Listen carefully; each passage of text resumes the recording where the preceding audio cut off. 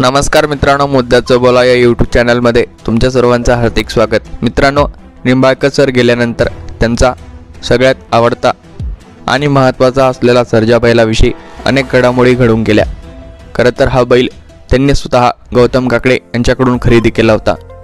मात्र कधी नव्हे ते 3 ते 4 महिन्यांपासून जे प्रकरण निंबाळकर सरांच्या भोवती फिरत होतं, मात्र त्या प्रकरणाला वळण मिळत आता सर्जाविषयी अधिक चर्चा होऊ लागली आहे। हे प्रकरण जरी आता मिटलं असलं तरी देखील सर्जा हा आता विठ्ठल नानाच्या ताब्यात नसून तो एका तिसऱ्या व्यक्तीच्या ताब्यात गेल्याची देखील माहिती समोर येत आहे।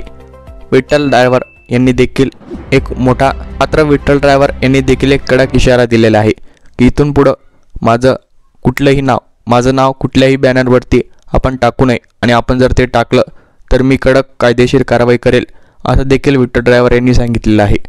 त्यामुळे सर्जा हे प्रकरण जरी गेल्या 4 ते 5 दिवसांपासून फार गाजलं असलं तरी मात्र विठ्ठल नाना यांनी जी काही सूचना केली आहे की माझं नाव इथून पुढे कुठल्याही बॅनरवरती आपण टाकू नये, यामुळे नक्कीच एक मोठा वाद तयार होऊ शकतो का, किंवा विठ्ठल नाना यांनी अशा प्रकारचा इशारा का दिला हे मात्र समजू शकलं नसलं तरीही अंकुरण अंकित रणजित निंबाळकर ह्या नावानंच बैल पळेल शी त्यांनी लिहिलं नाही म्हणून मी टेन्शन मध्ये त्यांना मी डायरेक्ट म्हणलं की माझ्या मेहण्याचंच नाव नाही स्टाम्प त्याच्यावर माझं नाव काय करायचंय म्हणून यासाठी मी ते निर्णय घेतला की माझं नाव तुम्ही लावू नका म्हणून मी डायरेक्ट म्हणले की मी कायदेशीर कारवाई करीन माझा स्टाफ आपलं नाव कुठल्याही प्रकारच्या बॅनरवरती कोणीही टाकू नये आणि टाकलं तर त्यावरती आपण कारवाई करू अशा प्रकारचा देखील त्यांनी इशारा दिलेला आहे।